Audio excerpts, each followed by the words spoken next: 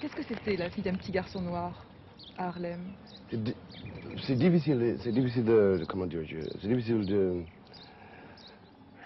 de traduire, pour ainsi dire, parce que c'est une chose qui, d'abord c'est une situation qui n'est jamais arrivée comme telle chez vous. C'est-à-dire d'être noir américaine, c'est pas la même chose qu'être noir n'importe où dans le monde. La première chose, c'est que tout le monde oublie qu'on est né, on ne se rend pas compte qu'on est noir. Il faut que quelqu'un vous explique ça un jour. Et il trouve la même moyenne de te faire comprendre que tu es noir. Il t'appelle sale nègre quand tu as 5 ans, 4 ans, 7 ans. Comment s'est passé le moment où quelqu'un t'a expliqué que tu étais noir? On ne m'a pas expliqué que j'étais noir. Je me suis trouvé en train de bagarrer avec des blancs. Parce qu'eux, ils savaient que j'étais noir, mais moi, je ne savais pas. Et comme tous les garçons noirs, on demande de vos parents, de la mère, le père. On ne demande pas pourquoi on m'appelle nègre, mais on demande, comme s'il n'y a rien passé, qu'est-ce que ça va dire, sale nègre? Mais évidemment, le père et la mère comprennent très bien ce qui est arrivé.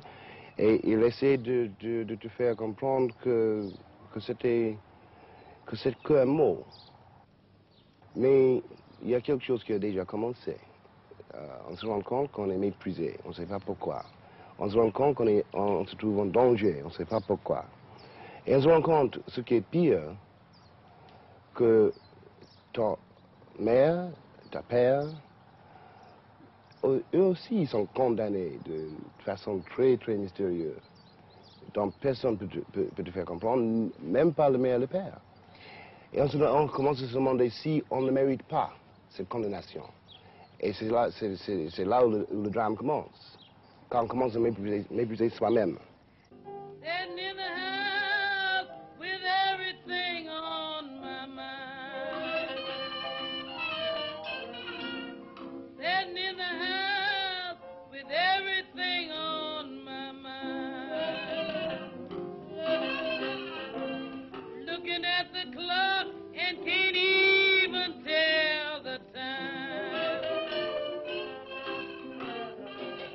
Raconte, comment était ton père? Que faisait-il? Il était très beau, il était très grand. C'était un prédicateur le dimanche. Mais pendant la semaine, il était un ouvrier dans une usine.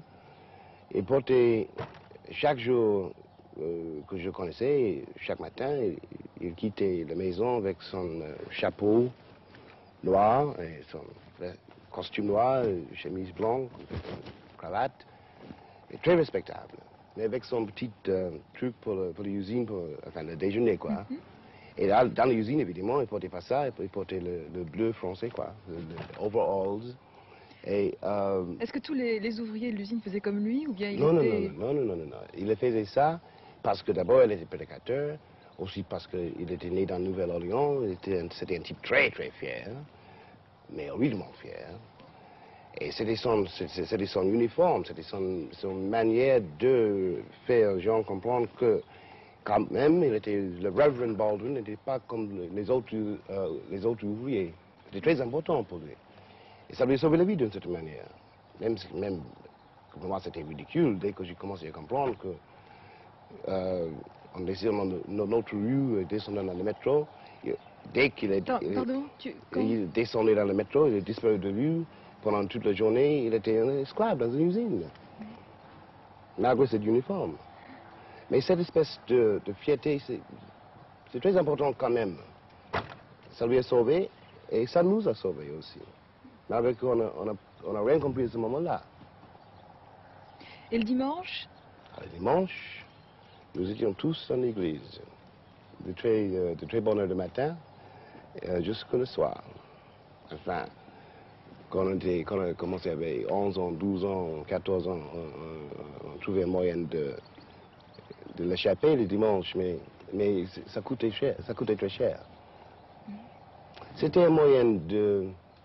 La religion noire, c'est quelque chose de difficile d'exprimer aussi. C'était... Pour moi, quand j'étais jeune, je le détestais, mais quand même, il y avait une espèce de chaleur, quelque chose... Malgré tout, je savais qu'on n'était pas en train de me détruire. Il y avait la musique, surtout. Il y avait les gens qui étaient pleins de bonne volonté. Il y avait une grande tristesse, mais j'étais trop jeune pour comprendre cela. Et qu'est-ce que tu détestais déjà à cette époque dans la religion? C'est l'espèce de conformisme, c'est l'espèce de rigidité. Et aussi, j'ai commencé à détester ce Dieu qui était blanc.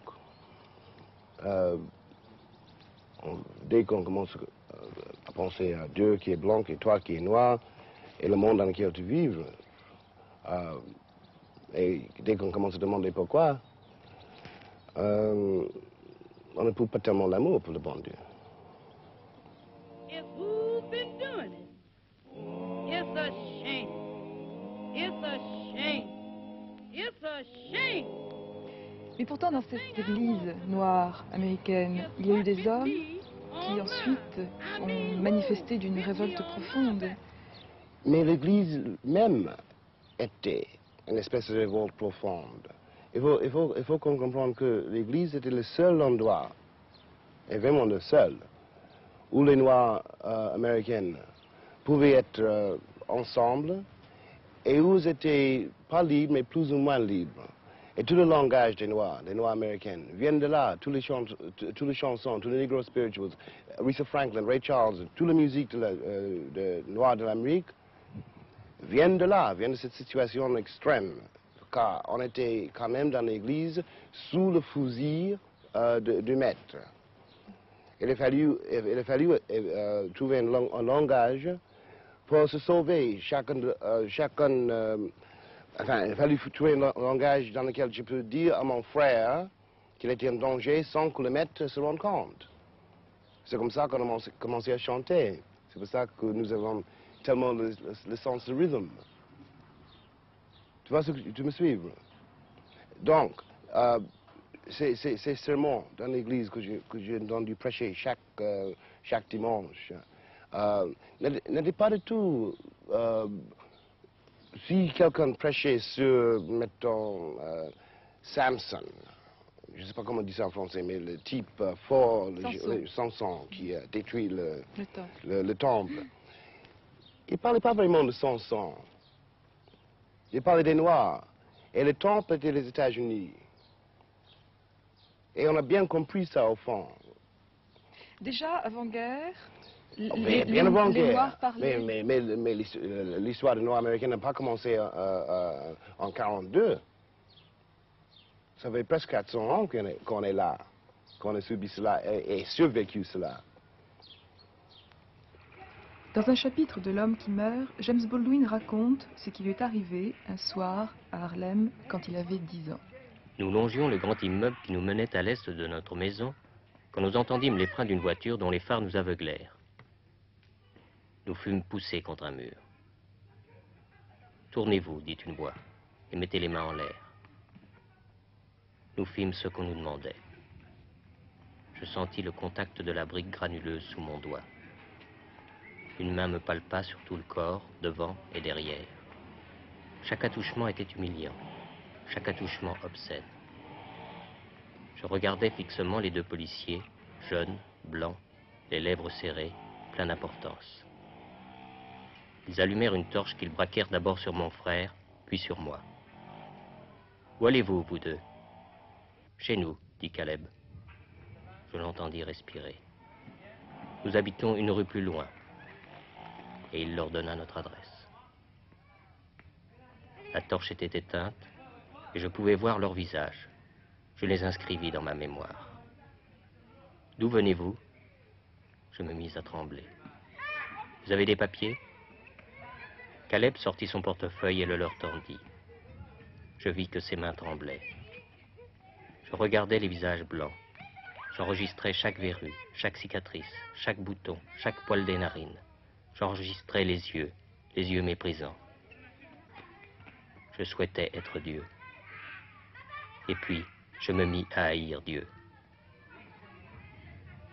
J'avais 10 ans, c'était évident que j'avais 10 ans. Je ne sais pas qu'est-ce que j'ai dit, mais je me souviens toujours qu'à un moment donné, un des flics me poussait. Et avec le réflexe d'un garçon, enfin, le réflexe d'un gosse, quand je n'avais pas encore eu le temps d'avoir peur, j'ai réagi d'une façon hostile.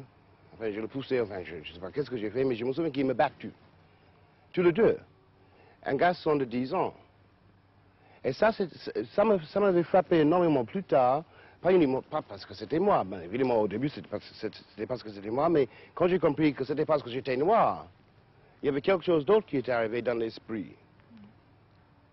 Mais non, ça va pour moi, parce que j'ai presque 50 ans, mais on n'a pas le droit de laisser les autres faire la même chose avec un garçon de 10 ans, un garçon noir de 10 ans, mais non.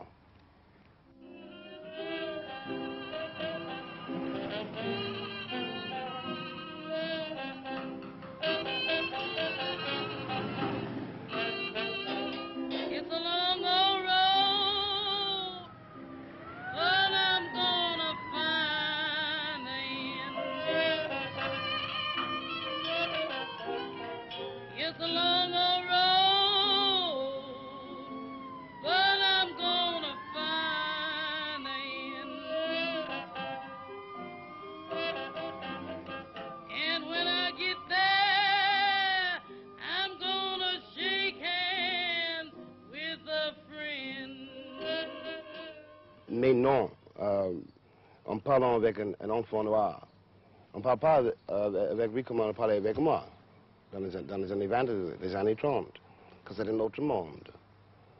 Mais non, on lui exprime très clairement qu'il est jeune, doué et noir, et que l'avenir lui appartient. C'est ça qui fait, à la base, la panique américaine. Quand tu avais 14 ans, tu découvrais l'amour et la révolte en même temps. Oui. Comment cette double découverte s'est-elle poursuivie après dans ta vie? Ça, c'est tellement difficile d'exprimer ça, parce que il a fallu d'abord que je regarde de très près les Blancs. Parce que je me suis rendu compte que je risquais de sombrer dans une espèce de haine, une espèce d'amertume qui tuerait personne que moi. Donc il a fallu que je commence à regarder les gens d'une autre manière, de décider pour moi-même qui était blanc et qui était qui. Parce qu'on ne pouvait pas décider selon la couleur de la peau. Et ça m'a sauvé d'une certaine manière de mourir. Parce que ça, c'est le grand risque. De mourir ou de devenir fou. Mon père était mort dans un asile. J'ai bien compris pourquoi.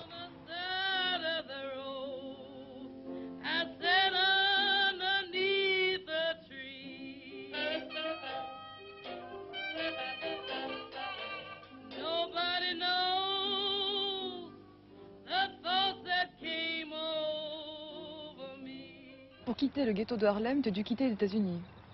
Finalement, pour y arriver, de mettre pour moi-même, c'est une chose claire.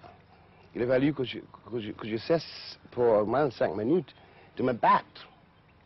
Car ma vie de n'importe quel noir à cette époque-là, en Amérique, était un bagarre sans cesse. Et finalement, je me suis rendu compte que moi-même, j'ai frôlé la folie. Et donc, j'ai pris le dernier argent que j'avais, j'ai quitté le pays. Parce que je me suis dit que n'importe quoi qui peut m'arriver en France, ça, c'est pas certain. Mais si je reste aux États-Unis, c'est sûr. C'est qu'une question de temps. En fait, dans le ghetto de Harlem, les solutions qui étaient proposées, c'était la folie, le désespoir. La folie, la drogue, le crime. Enfin, tout commençait par l'église, mais c'était la folie, la drogue, le crime, la mort. Voilà tout. Et tu as refusé la folie, la mort et le crime en quittant le ghetto. J'ai pas refusé, si je veux être honnête, j'ai pas totalement refusé le crime. Parce que j'ai bien compris que mes maîtres étaient criminels. Mais je n'ai pas doué pour le crime non plus, franchement. Donc j'étais forcé de devenir une autre espèce de criminel, qui était, enfin, de devenir un artiste, qui était toujours une espèce de criminel.